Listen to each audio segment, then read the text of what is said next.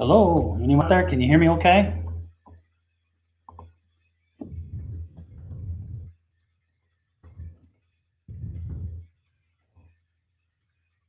Hello, hello, can you hear me? Hello, hello, hello. No.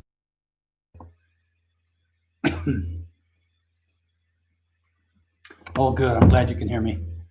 The little signal at the bottom is not really telling me very much information.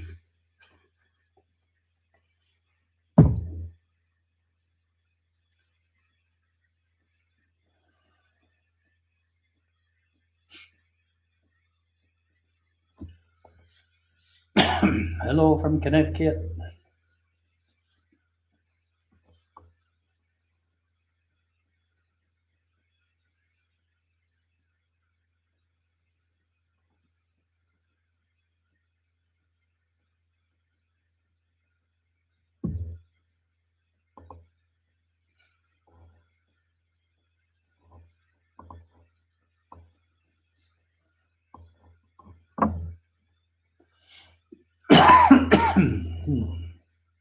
Dry today.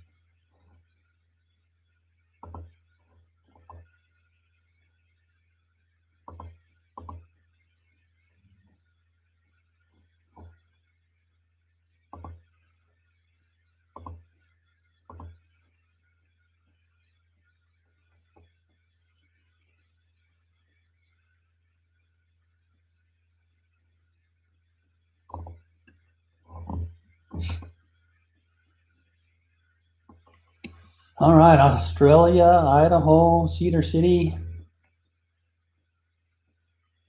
New Zealand. Welcome. I don't know how I wonder how your winter's been. It's been warm, I assume, Australia. Is it warm? Yeah, it would be warm. Around here it's cold, but we're not getting much snow. A little bit in the mountains, but that's about it. Alberta, you guys probably had plenty of snow up there because it's all going your way and not coming down here into Utah. Then Arizona, of course. Can be chilly there. Oh, heater on today, yeah.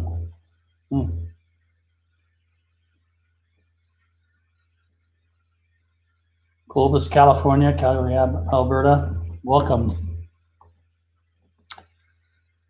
Well, hopefully we can get going. We can get in the rhythm again. December was pretty uncomfortable. I probably should tell you a little bit about what's been going on, so you can understand why I haven't been very attentive lately. 32 degrees centigrade, 89. That's good. That's comfy. Warm, actually. Although right now I could use some 89. Right now my hands are cold. My hands have been getting cold lately. But while we're waiting for people to gather, I can tell you a little bit about what's been going on that's prevented me from doing very many of these, at least in the months of December. And that is that my sweetheart Cherie had to have back surgery. She had back surgery like 20 years ago in her lower back in the S range, if you know where that is. And now she had some new damage that was just up above that S into the L region. And so she had back surgery. That was in October. But after the back surgery, within a week or so, she started to have fevers. She started to get some fevers. We thought it was related to the painkillers she was taking, because she was taking pretty good painkillers.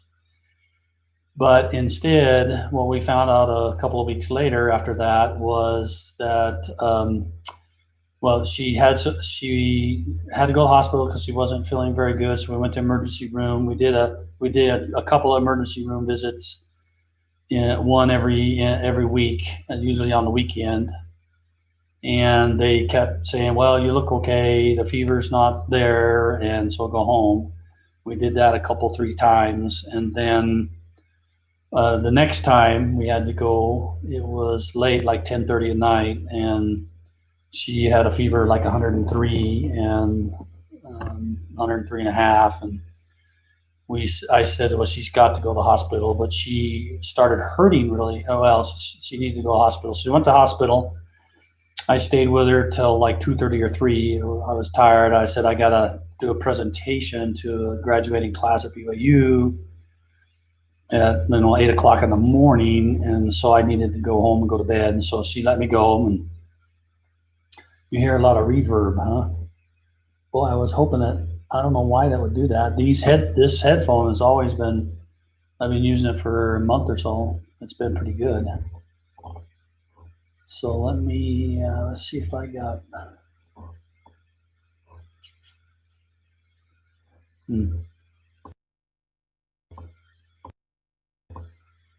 I'll try to maybe talk quieter. So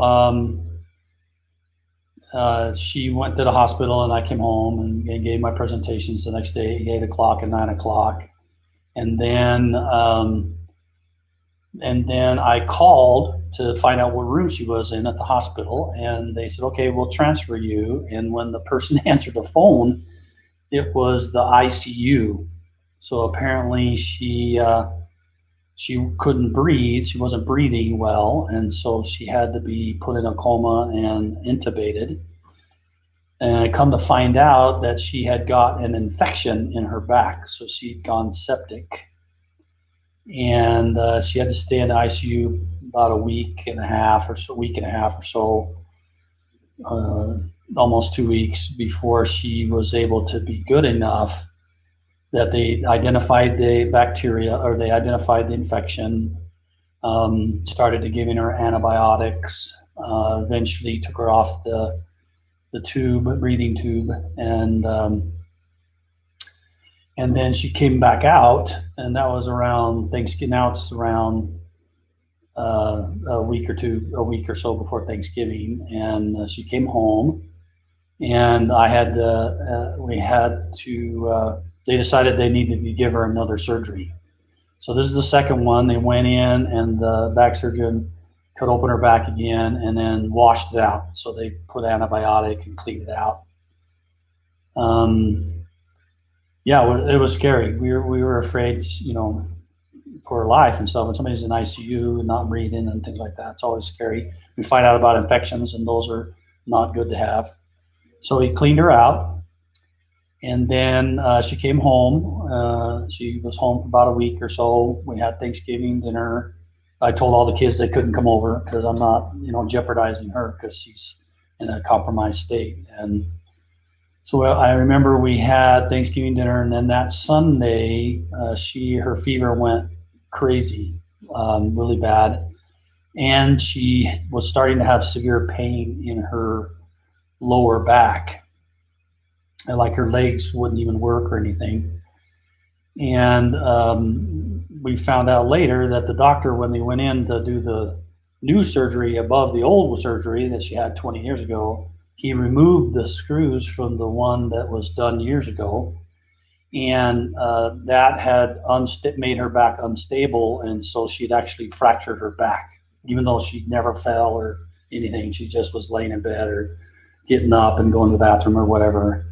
And so then I had to get an ambulance and send her to the hospital because of the fevers. We didn't know at the time that was what was the matter with her back, but they got her there. They did a bunch of tests. I ran over there to be with her, and they said, well, we're going to admit her because her heart wasn't working right. And so they took her in and did an MRI, and they said, there's something weird on your MRI. So her regular doctor was gone. He was out of town. So a new doctor came, and this doctor was just what, we've been praying for help. And this particular doctor was very careful, and he opened her back up again the whole way, the new part and the old part.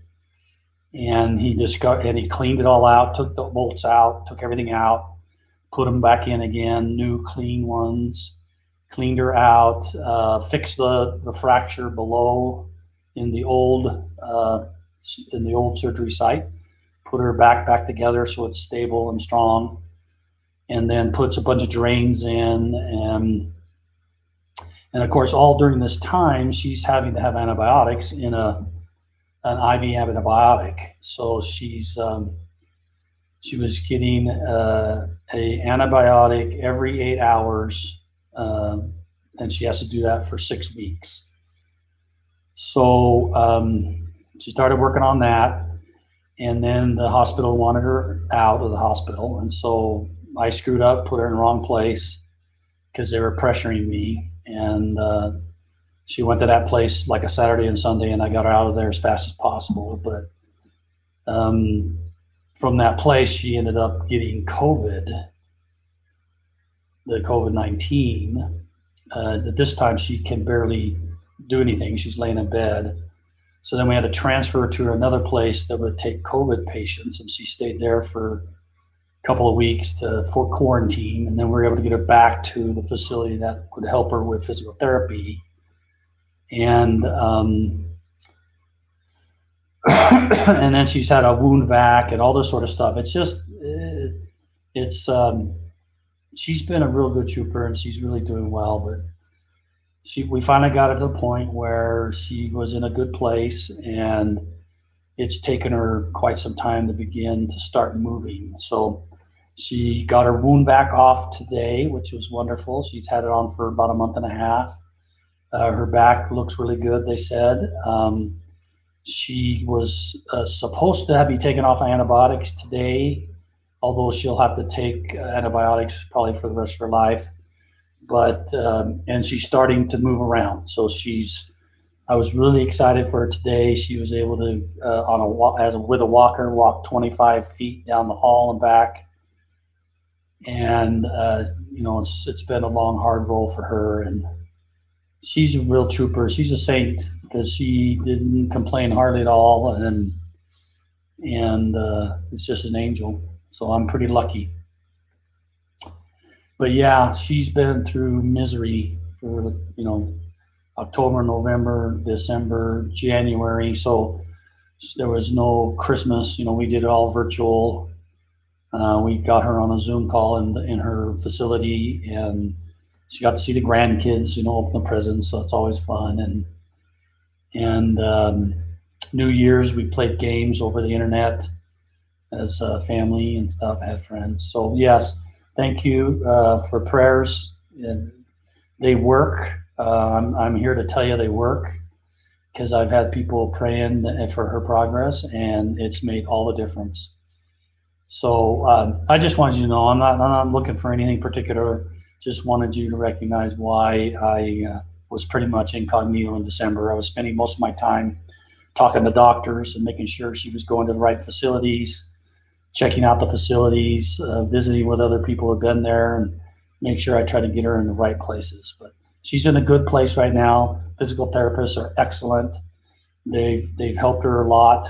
The surgery was so long. The third surgery was so long, it was like 5.5 hours, that it caused her legs to not function. And it took about 3 weeks for those legs to start working again.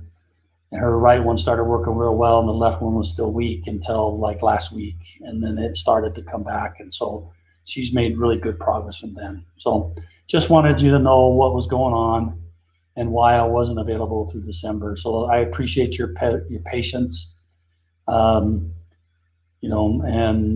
And we'll work through the rest of Shree's needs, but she's anxious. She wants to come home, but she recognizes that she has to be able to be successful.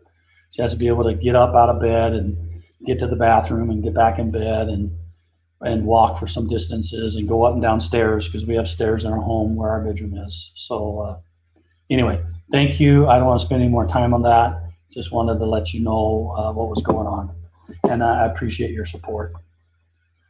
So feel free to ask questions in the chat area. And there was some questions that were submitted, so we'll start with those.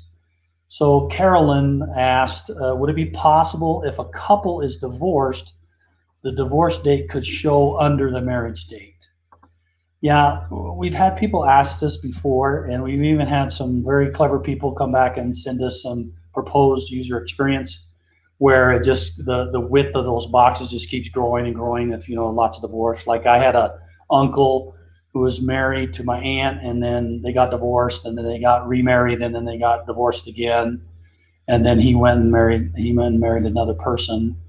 um, and it, we had a choice. We didn't want to get that page getting odd looking, where you have some that are really big and some that are a little small. And so we just made a choice that we would do the first one, whatever the earliest event in that in the relationships. That's the one we'd show. So there's been suggestions of maybe a little dot or something, but so you could see. But I don't know.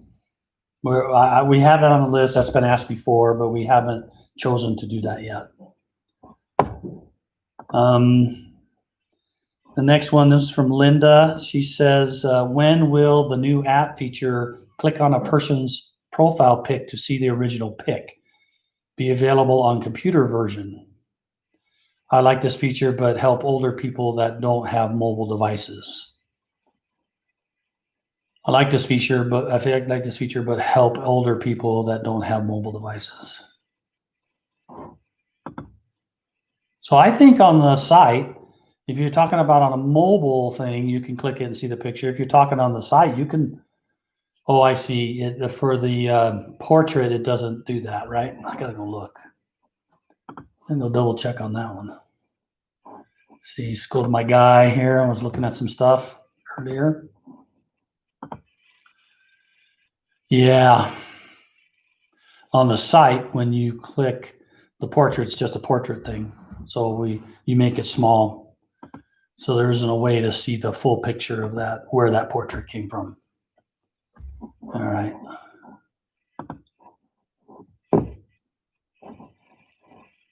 Okay, I'll write that one down to think about. Rachel said, when tagging a photo in memories, the system shows the PID for deleted people.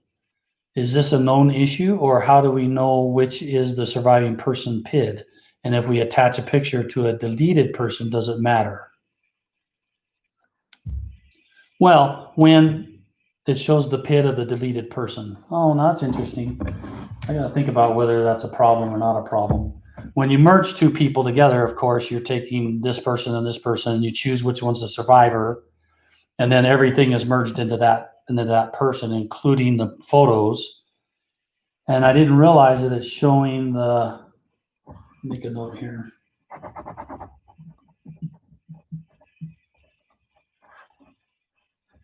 I didn't realize it was showing. I guess I never paid attention. It shows the PID of the deceased person. Okay. Memory on merge shows PID of deceased of the deleted person, quote. Not really deleted, but it's the one that's stashed away.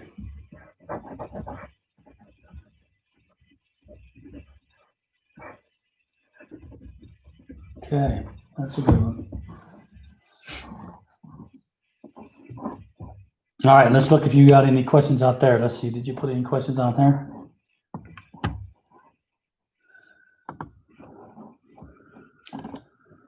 Is there a limit on the number of people we can follow? Yes, there is a limit. I think right now it is 5,000. 5,000 people. And, that's a lot of people. So it seems like that's a very reasonable number, although we do get contacted. I was contacted a little while ago about someone saying, that's not enough. But I think, is it 4,000? I thought it was 5,000. Okay. So I couldn't remember it was 4 or 5. But, 4,000 is a lot of people. And really, there's usually some gateway people. There's usually a handful of people, maybe a couple of hundred, that are sort of the ones that always get messed up. And And those are the ones you should really focus on. And then once in a while, kind of walk your lines and see if anything looks weird or anything like that. It's some people feel like they need to look at every person in their line. And that's just, you'd be spending the rest of your life just doing that. And so I recommend just finding a handful of gateway people. And I'd also look at your near relatives. Some people get pretty frustrated when somebody changed their mom or their dad or their grandparents that they knew personally. So I'd probably watch things that were close within the first couple of generations, and then some gateway ones out there that always seem to be questionable. And, because there could be lots of different information out there for that. Well, maybe if we got some time, we'll probably talk a little bit about maybe some new things that are coming. Do we have an update on when they will be implementing the limit on my reservations in the temple queue? No, we don't have a time frame because, as you know, right now, we are extending all reservations, and we're not going to put a limit. We're going to do a limit, but we're not going to enforce that limit until a bunch of temples have opened up and people are really able to just get going to the temple and start doing proxy work. We don't want to disadvantage anybody because their particular temple is still closed and other temples are open, and so we put on the limit and we quit extending reservations. So we're just going to keep extending reservations until we feel comfortable turning that off. And when we turn the extension off, that's when we'll turn on the limit.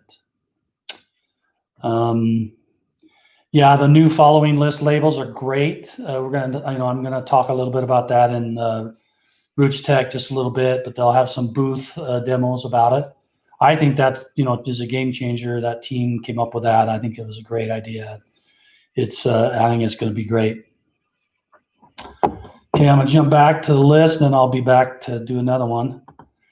This is from Irene. She says, a sister in our branch would like to be sealed to her parents.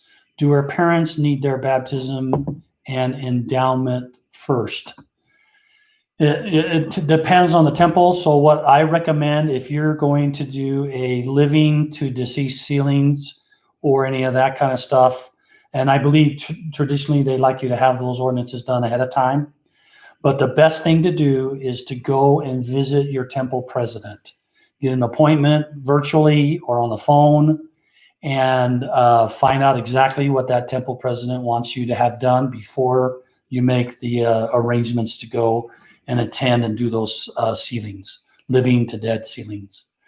So that'll give you the best information. He'll be able to provide you exactly what you need to have done and what's okay to not be done. So that's the instruction we're given, is to have you go visit with your temple president.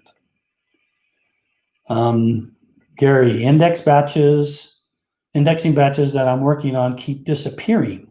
When I go back to the index, they are there. Sometimes I can open one and sometimes I can't. When I go back to the main page, they're all gone. Not always, but most of the time. Also, some of the batches I only have 4 days to complete.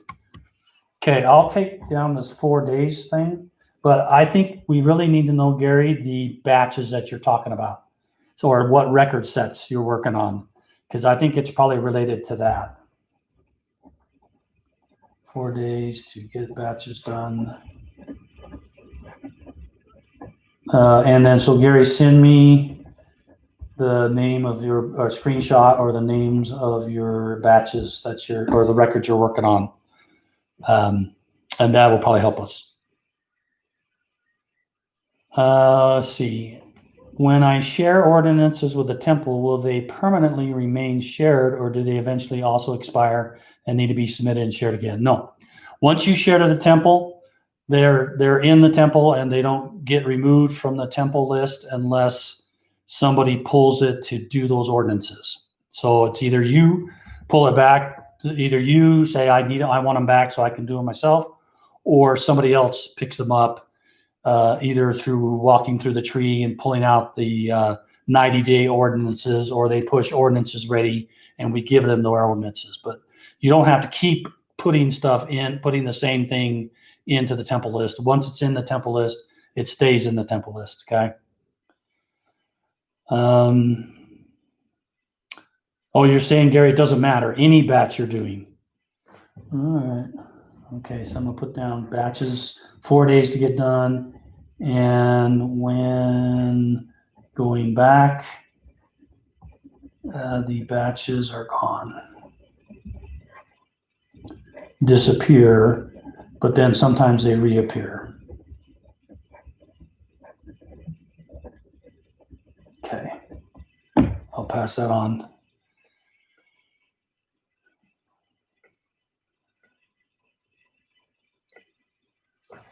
All right.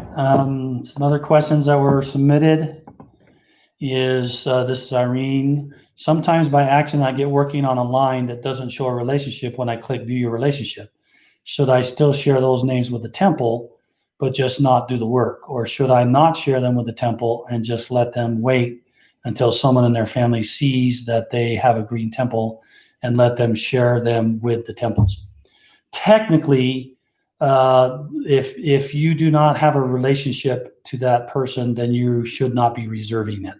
Since policy in the church is you should only be doing ordinances for your own relationships, at least at this time. And so I would just leave them. You can leave them. It doesn't do it doesn't make any difference because if they're pushing ordinances ready, then they'll get those names because we'll crawl their line and it'll eventually reach it, and they'll be able to do those ordinances. Or if they wander their tree, they'll be able to see them. So I would just leave them there and not reserve them. Joanne said, is there any chance that you can put an option in the date field in sources of no date? I have been going through my lines and trying to add dates to sources, but it is so annoying that I can't note somehow that there was no date in the record. I just leave the date. I just leave the date blank. I mean, it's just leave it blank. I guess you're wanting to feel like you've put in all the information so somebody else doesn't look at it and think that you missed it. Although it would be interesting to know why there's no date in the record. So it's got to be a date of the record. I would think you could put in. I would love to know which. So Joanne, if you're out there, I'd love to know which collection you're talking about. You can send me a PID that has this particular problem where you have a source attached but has no dates on the source. Ron at FamilySearch.org. You can send me an email and tell me about this. Okay. Let's see, back here. Let's see, good question.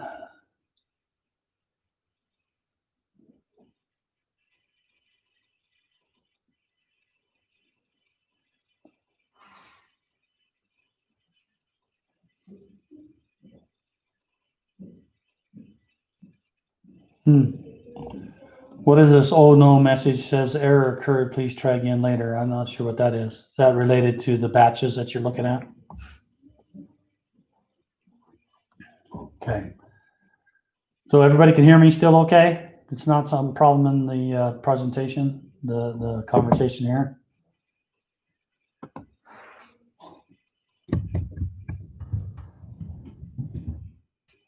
I want to make sure that everybody's hearing things. Okay.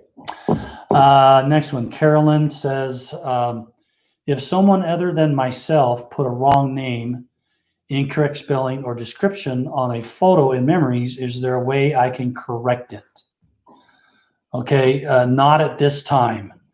Right now, the Memories are owned by a person, and that person is the one who can do is the only person that can do the title and the description and the data information within the memory. However, the team is working on a new version of Memories, and the expectation is those new version would allow the community to adjust and enter in that data. So you'll be able to do titles and dates and places and tags, fix the tags and things like that. If they're messed up on the wrong person or the wrong name or something, you'll be able to do those things. You won't be able to delete the picture or change the picture or mess with a story, because the story is their story. So you won't be able to edit that stuff, but you'll be able to edit informational details about the photo or the article or things like that.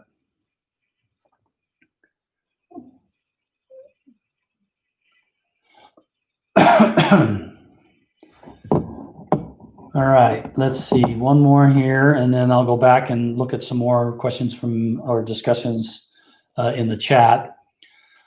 This is from Bob. I have been told that support missionaries are telling us that we should not use helper resources to add people, correct data, or submit names for our patrons we are helping, even if we have their permission. Is this your understanding? No, I don't think that that's a problem.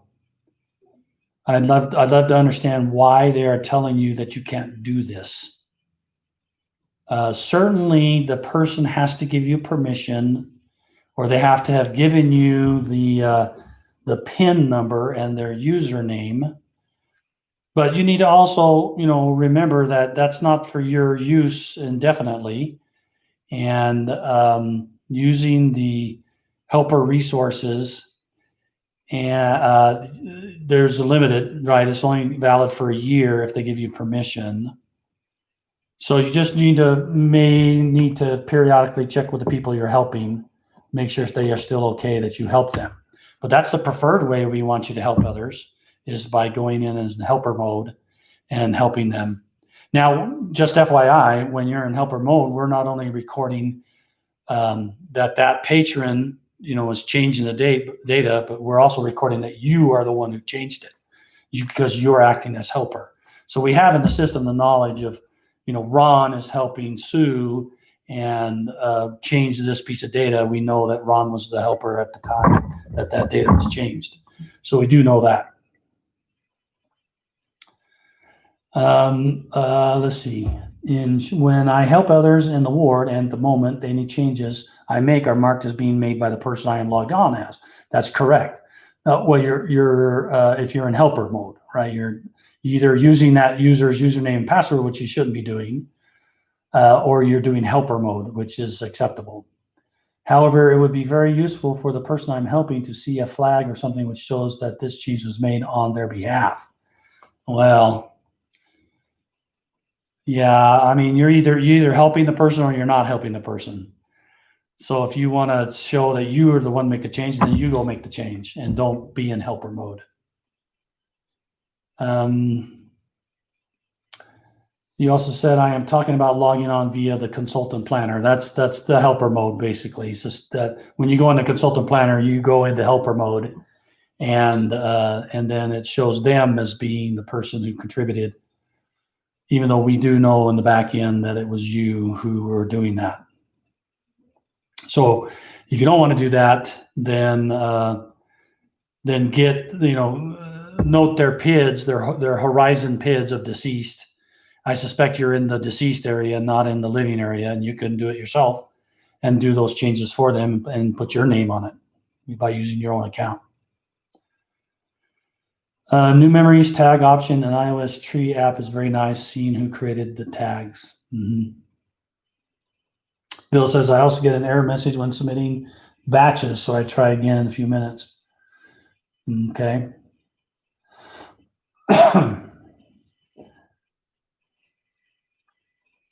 A missionary entered a story about his mother, and she is living. How is it that the mother and the mom's sister could see it when they signed into their own account?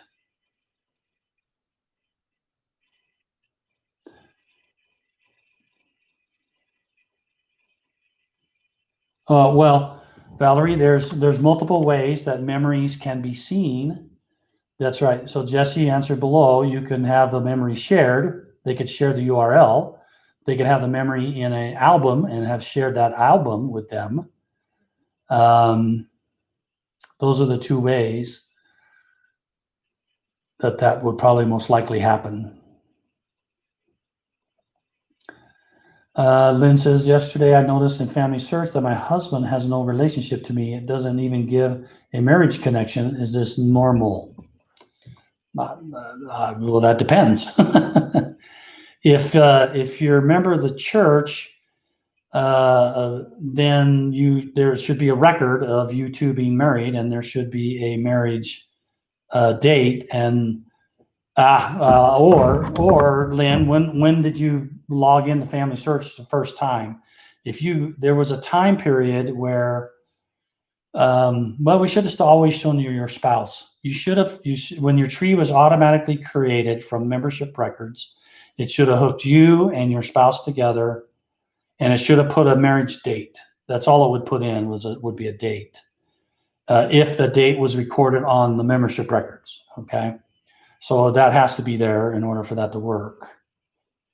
But this seems odd to me. It seems like maybe what had happened is that you also could have signed into Family Search and started entering your data and did not give a membership number until later. And that would have not created anything about your spouse's line. There was a long time ago, we didn't do any spouse's line at all. We just put your spouse in there. We didn't put their parents in or anything. Now we do, but only for first-time users when they first come. So Lynn, I would just go in and put the relationship in. I mean, do you have a version of your husband, or Lynn, I guess your spouse? Do you have a version of your spouse in your private area at all? You may have to just create it and type it into the deceased level. Instead, I have a friend who has a huge amount of duplicates, and I offered to help clean them up their tree. Would it then be best I log on this myself instead of using Consultant Planner, for instance? It's up to you. It's whether or not that person wants to look like they were the ones that did the merging, or if you would like to do the merging for them. It doesn't matter either way, because there's no policy problem with you helping somebody else with their lines and working on it for them. It's only if you start taking ordinances from that line when you're not related to that line is where there's a problem. So I just do what the patron would like, and just say, do you want me to do this? Say, friend, do you want me to do this as you? Is that okay? Or do you want me to do it as myself? And they'll have a preference.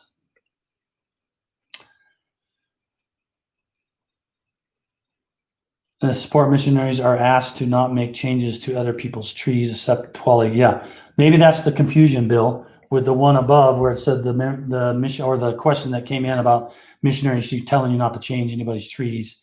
It's not that.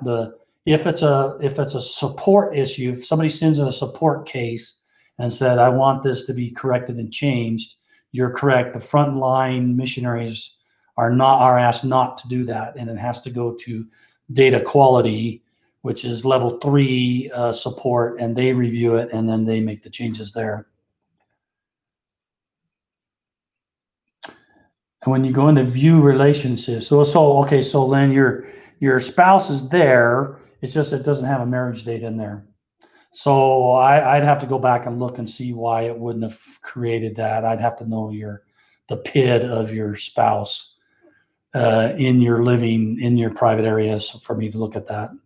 But just enter in the marriage date. Hopefully you remember. Yeah, I remember, but I don't always remember in time when it's anniversary. All right, Valerie, the missionary just added a story to his living mother on his own account, but his mom and aunt saw it and read it. They wondered how this could be and asked me. He didn't share it any other way. Well, Valerie, the only thing I could do is you would have to share with me the memory. So you'd have to get a hold of this missionary or the mother or aunt and send me the URL of that memory, and then I can look in there and figure out why they would be seeing it. My guess is it has to be, it was shared. I think he probably sent an email with that URL to that thing, and they saw it. or I'd have to see the PID of the living mother. You'd have to send me an email, ron@familyhistory.org, with the PID of this living mother in his own account and which memory it was that she saw. And then that lets me trace through and see if we got a problem or not. But you know that memories are open. Memories, you have to particularly say a memory is private in order for it to stay hidden. So it's also possible, I guess, that the mother entered in her name or something, entered in her name in the search system of memories, and it would have come up as her with her name on it, and she could have read it. So only way memories are not shown that way is if the owner marks it as private, and then nobody can see it but that particular owner. So it could have been that way. A patron noticed on his tree it is the same for him and his spouse, so I checked on my tree and no relationship between Mike and I.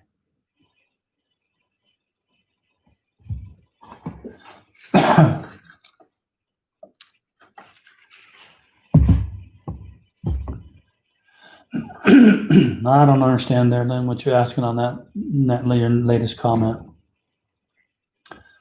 And it said, if you have also tagged a deceased relative, would this be the way it would then be shared with all who are related to that deceased person? Yes. If that particular memory had more than one person in it, if it talked about his living mother and then her mother or her aunt that's dead, then yeah, if it's a story and they tagged it to all those people, they would see that memory. Good point. All righty, let's see. I don't have any more questions. And I don't have any more questions on the sheet. So we can talk about a few things.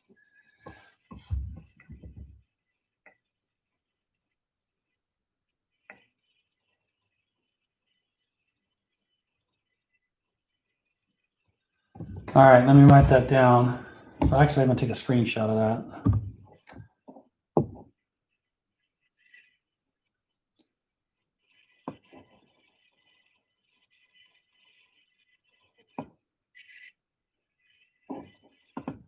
All right.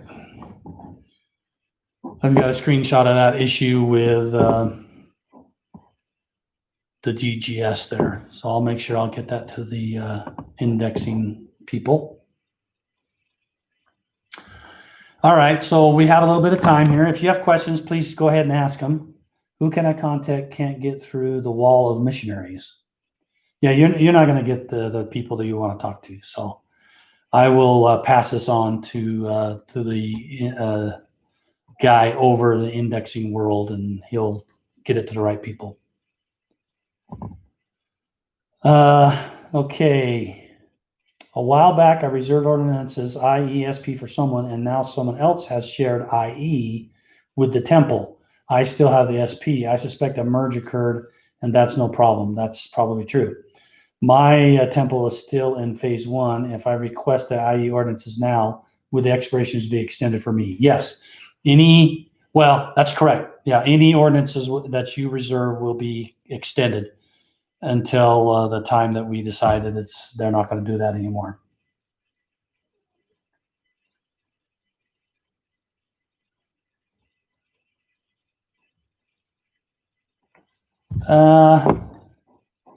So, Ange, is this the city in Germany called whatever that is, Mönchengladbach or something? I don't know any German, so I'm not very good, but I know Munich.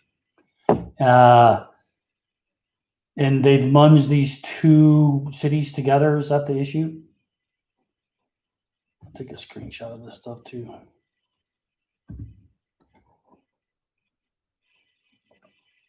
So I can send this off too. This is the same team that does records. So I can send both of these problems at the same time to them. Yeah, the problem, the unfortunate thing is the indexing team is changing their systems. And they know they have this problem where things got, the place names got munged up wrong, either the wrong one. And Unfortunately, right now, what they have to do is take that whole collection offline, correct it all, and then put it all back in. And unfortunately, when they're doing that, the system's not working right, and so it thinks they're brand new records. Then it'll start hinting them all again to you, which is a little frustrating. So they're working on their updates, their new version. They've been working on it for a while. They've got lots of work to do because you can guess there's a lot of, there's a lot of little fine things you have to do when you're dealing with billions of records. So, okay, I'll pass that on for sure.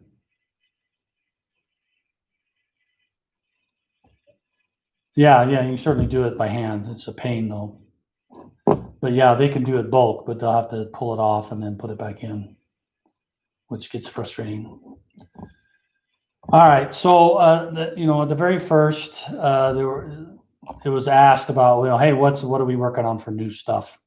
Well, one of the things I think you ought to go look at is new that we just shipped just recently was what we call Google persons, but really what it is, it's deceased persons in family tree that we have provided for Google.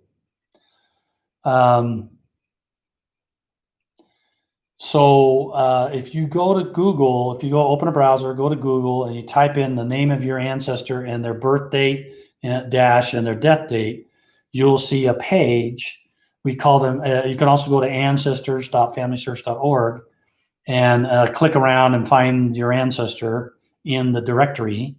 And then now you're going to see these new pages. And the idea is that we're going to put more information, more relevant things on these pages and allow people to see more about their ancestors without having to log in. So it doesn't require a login in order to see these Google persons. And even if you just go to ancestors.familysearch.org. And we hope that this will help inspire people and want to know more about their families, because we recognize that wanting to know more about your family, you get a little bit of the spirit. You get to understand about your ancestors and the struggles they went through. And because they were able to succeed and make it through those bad times, that will help people in the world know that you can make it through these bad times too. I mean, there's a lot of interesting information about your ancestors as you go back with the struggles they had, the difficult times, the places they were living in, and what was going on during those years is all very interesting and helps you feel like you're blessed. It helps you feel like I can do it too if my great uncle could do this. And we think that will help people have a more positive attitude, more willingness to work hard so that you can be successful and be able to do the things you want to do and not to give up. So we're trying to make those more appealing and more interesting and more information. So go take a look and see what you think about them. Another thing, if you had noticed that Elder Bednar a few weeks ago, it might be a month ago, announced through the church news that temples wouldn't be returning temple cards. And I know how people feel about that. We did a test here in Utah County. The Utah County temples no longer return temple cards. The purpose for that is because this allows them to make sure they're recorded properly without hurrying. And so we felt like we needed to have something for you to have as a record. There's lots of people that want to keep the cards for a couple of reasons. Some of it is just to say that they did it, and some of it's because they want to make sure they have a receipt, a record of when the ordinance was done, so that they can then go back later. And if they see that something's funky with their ancestors, the ordinances aren't right or the dates aren't correct, that they have evidence that these are the ordinances that it's supposed to be. And so we wanted to provide a way for people to be able to get that sensation of having that card back and having that record that they want to keep for their own personal use, to either have as a recording or to have as a memento of that experience. So we're in the process of working on a completed reservation list. It'll be out sometime this year.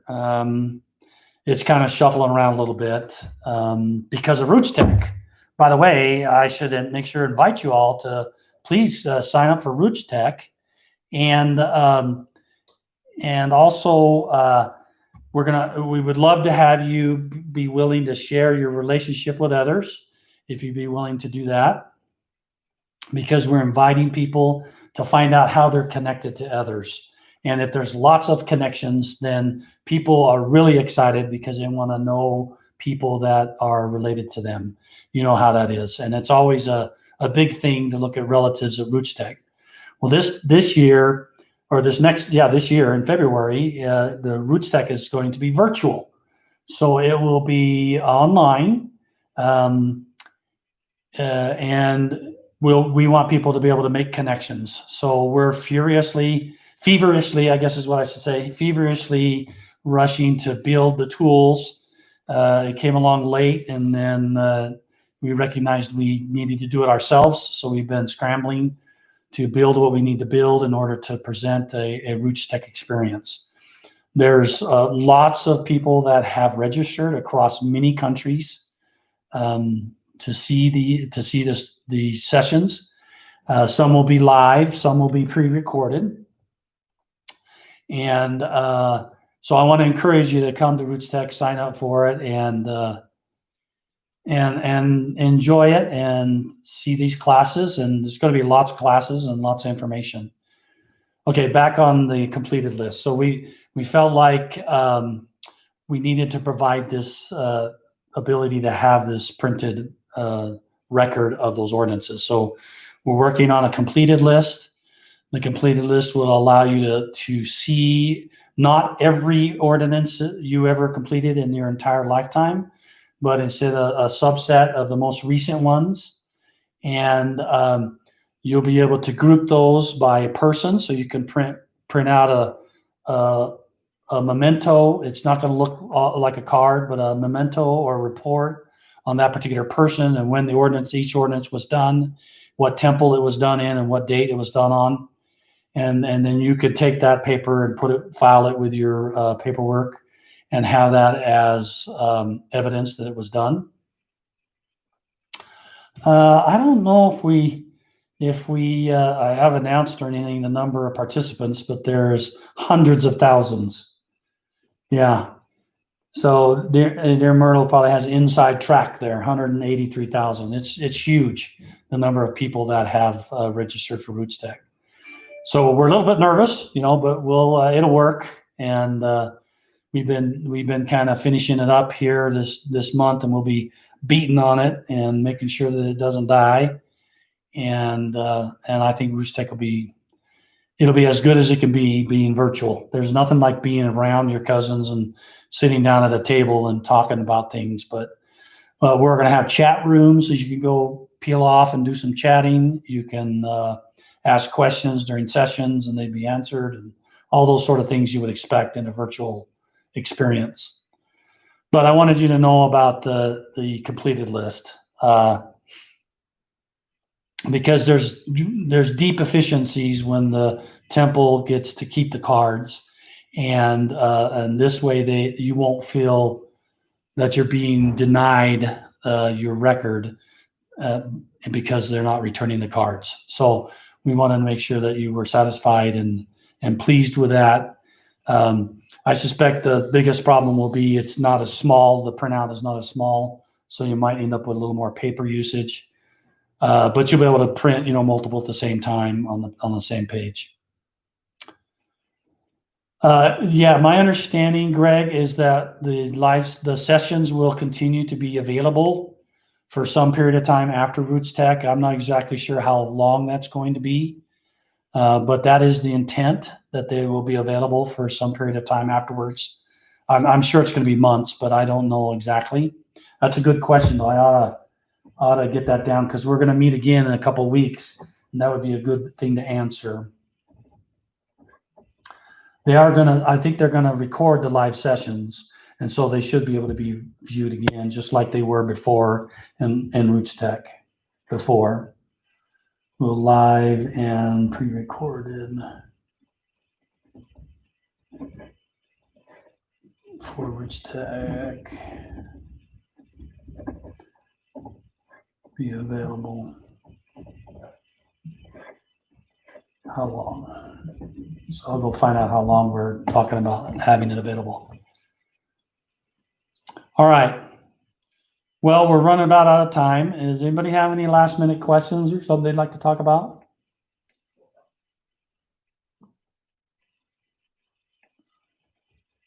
I went to whoa, Lynn, hey, you have a really interesting experience.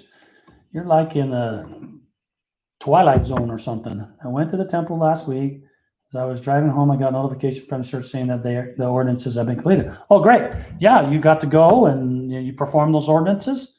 By the time you got home, the ordinances have been marked as completed. That's just beautiful. That's working exactly how it's supposed to be. Are they going to have Roots Tech just one or US and England like before? I don't know. All I know is we are heads down trying to figure out how to do one for February. I'm sure that team is interested because the one in the UK was really successful.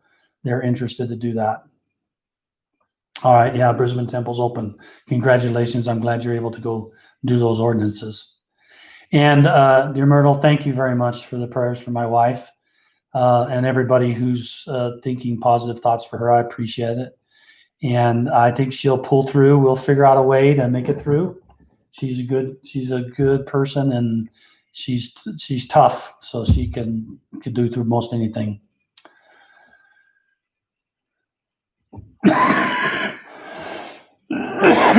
Let's see, excuse me. Steve, a new feature is adding labels to people I am following. Will these labels make it to the person's profile page?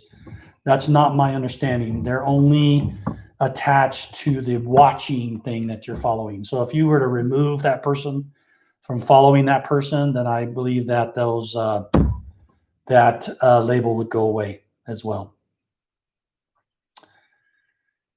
All right. Thank you very much, everybody. I want you all to have a very good evening, and I hope that this was good for you. I certainly enjoyed talking to you again. I've missed it. It lifts me up as I think about family history, and I think about the work we're doing, and it just fires me up. And so it's a joy to be visiting with you, and thank you very much. And we will send, and thank you for your thoughts about my wife and your prayers, because they work. And they bless her, and she could tell. She's told me many times of several miracles that had happened, and I told her we're going to sit down here really soon and start writing down exactly what all happened, so that we can have this memory and we can pass it on and let people know about prayers and blessings that can be given. And so thank you very much, and we will see you in 2 weeks from tonight. So have a good couple of weeks. We'll see you later. Bye-bye.